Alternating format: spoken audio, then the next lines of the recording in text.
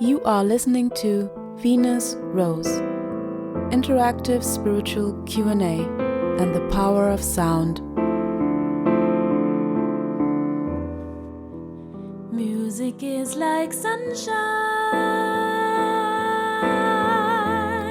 Hello, conscious souls. How are you feeling? The portal to Sirius is now closed. The full moon in Aquarius that has blessed us additionally on the 9th of August has pushed the energy a lot. Intense things have happened, and still are, in my environment. We are heading into our last week of Leo season, and this morning, an ancient melody of Ra, the sun, ushered in by the Hathors, came through. You can listen to it on my YouTube channel named Crystal Seraphim Sounds. You can find the link in the show notes.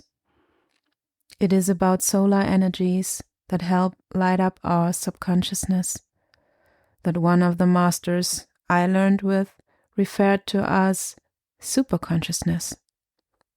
But this is a topic for a whole new podcast, maybe for Scorpio season. Today, I would like to have a glance at the important themes that Leo also rules, which are romance and dating.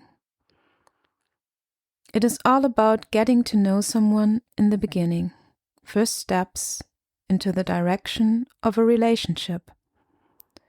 I've got some interesting questions around this, so let's dive in.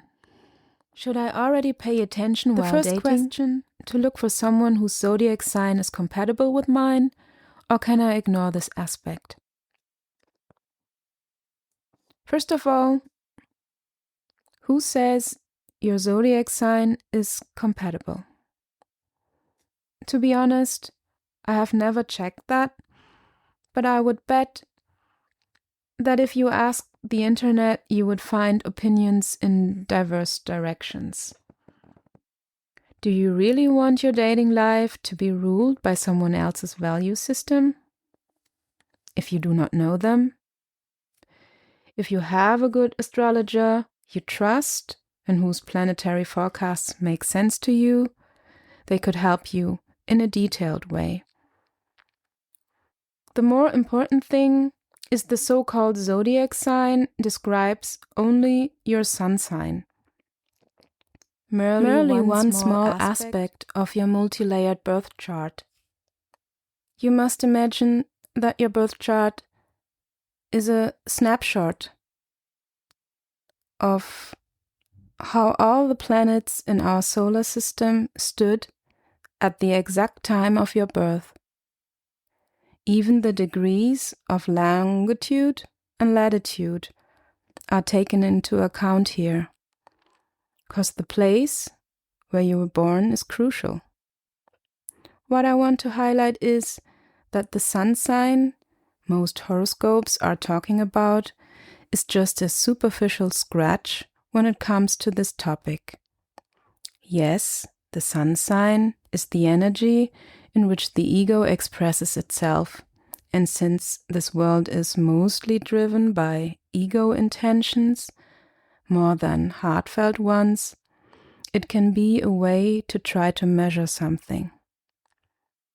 There are so many different aspects that play a role here. Literally tension triggering or harmonic evoking aspects between planets that play a role in someone's chart. That's why, for all the skeptic folks out there, yes, there is a current, for example, all Leo suns share, but the many different aspects create nuances, so every single person on this planet is different, just like a fingerprint. What do you want to know about someone you might want to share a home with? And here's the thing, the rising sign has more to do with the energy we emanate when we enter the room. It is the sign of our soul, do some people say. but the birth time is needed to be exact here, and unfortunately, not everybody knows it. One of my favorite astrologers, Stephanie Powers, says, "Go and look for the moon sign when you look for compatibility in romance. If you want someone who feels in a similar way like you do, you rather check that sign." I hope I gave you a little bit of understanding how vast this birth chart topic is, and a single sun sign from my perspective would be not much information about a being, so it is up to you what you decide to explore. The next question is, how can I easily and understandably engage someone who has never had anything to do with spirituality? Are there any simple examples I can give? Well, first, thank you for your question. From my perspective, we are all spiritual beings on this planet. I totally get what you mean and from which place you are coming, but the reason why I mention this is how easy and understandable it can be totally depends on the person. If someone has an affinity for animals, it would be a good way to start to ask if they might have ever had the feeling that their dog or cat is talking to them.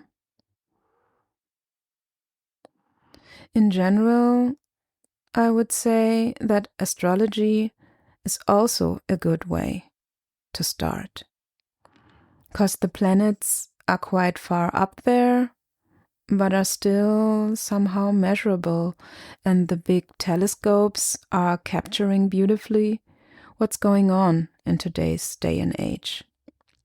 To be clear, I know astronomy is not the same as astrology, but if you look into history, there are many significant changes on the planets that have shaken the circumstances here on Earth, that good astrologers have made a forecast about. You could check that out. When you look for an astrologer who resonates with you in the way he or she interprets what's going on, and it might have helped you personally, that would be an option to introduce someone to this area. A more personal way would be through yoga or tai chi or qigong. Those are areas where the body is involved, but the spiritual aspects are, if not neglected, in front and center of these paths. It could even be interesting to explore, experience things together, or share them. At last, I would like to bring my friends, the flower essences, to the stage, who are so easy to apply to anyone, and it could be interesting and fun to explore how a subtle body might react. There are blossoms for so many themes out there. I am sure you would find the perfect one to assist for a specific situation. Just try to think of something that comes up naturally if you would like to introduce someone to the spiritual world. So, my next question for today was also sent in via mail. Can it only function when both partners are in the same realm spiritually? Well, first of all, thank you for sending this in. I assume you mean romantic relationships in general with this question, although our focus is a bit more on the beginning state. We can dive in a little deeper here. I think everything is possible, always depending on how far a being wants to go. What I mean by that is to be in the same realm spiritually is not too easy. Anything changes in life, so subtle realms are influenced as well. When you take a look at the beginning stages, it certainly helps when the interests go into the same direction. But I'm pretty sure everyone who is listening right now has experienced the opposite. We feel totally drawn to someone you have seemingly nothing in common with. I say seemingly because your super subconsciousness for sure knows why you are attracted to somebody. When you go a little further with someone, stay with each other, move in together, not being in the same frequency can be intense. For example, what if one needs to pray or meditate in a kind of way that needs either a lot of time or covers a specific part of the day, and the other might not get the necessity why? This can be a reason for tension in many ways, but it does not have to be, depending on how understanding the partner is. It is a matter of commitment from both sides, and depends what the souls planned to learn from each other. Yes, I do believe you can learn something about yourself from everyone you meet, especially in a romantic encounter. What you do with it is up to yourself, not the other's part. When you take a look at spirituality from several angles, whether from a religious side or other tradition, values play a big role. What you eat, what you drink are the most simple examples, yet are so important not only in our day-to-day lives, but for our future as well.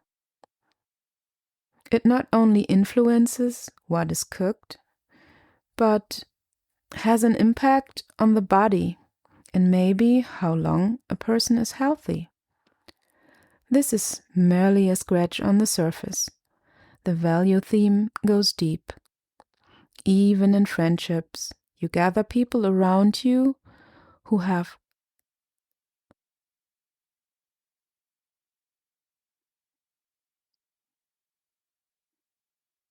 a similar value system like you. At least I do. When it comes to romance, people seek shelter, if they are looking for a long-term commitment. When they want to stay unbound and be just in a romantic situation for a while, they won't open up, which is fine. You only have to know what you want.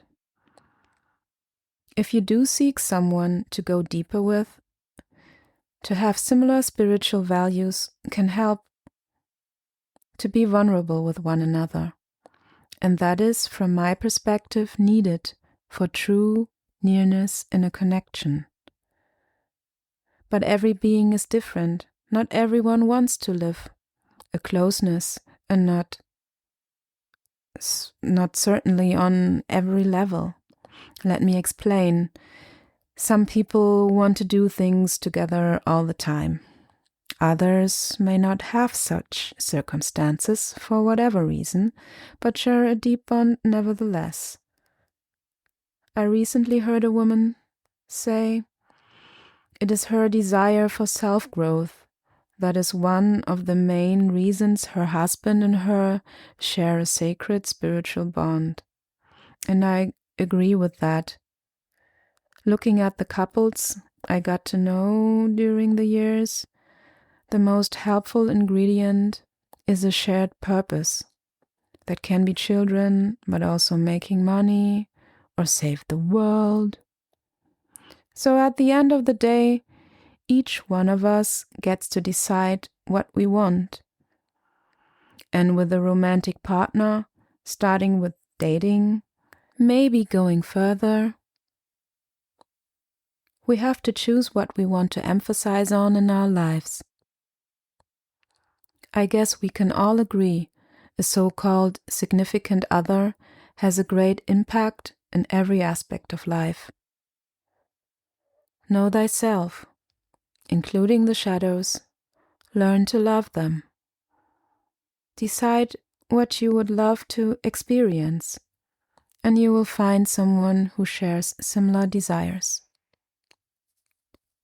The last question was sent in by Imme. How can one become free of karma to the extent that one can have a truly fulfilling, loving, and inspiring relationship? Thank you for sending this question in. I recently had almost the same one in a conversation, just asked from a slightly different angle. I believe there are many spiritual folks out there who ask themselves the same thing, having in mind that they worked hard on their self-growth and development, but somehow wonder that they never meet or resonate with someone they'd like to date or even go further with, wherever they may go. Asking perhaps the universe, why are others able to live a relationship? Well, my take is that you do not need to become free from karma, because you already are pure and enough. From my point of view, it is about what kind of concepts we have about relationships in general, and first and foremost, about ourselves. Karma is a tricky thing to describe, and the way you define it depends on how bound you are to it. In my opinion, relationships are the way, that is the goal. Karma in my concept is mostly neutral, not only negative, and there is positive karma as well. It is an energy principle like many other things. So my question for you, Imme, would be, how do you see yourself?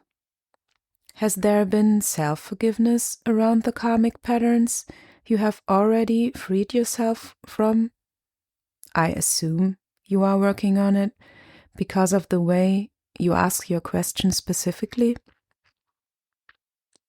That to me has way more impact on your frequency.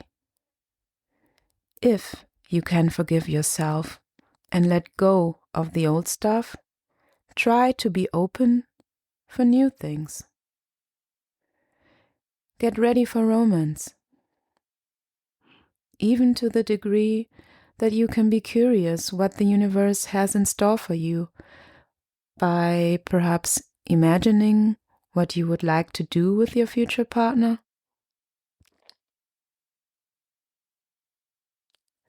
That is when your energy shifts and you allow things to happen. I say it again, you are the one who can invite things in or decide, most likely subconsciously, that you are not free enough. Look into the world.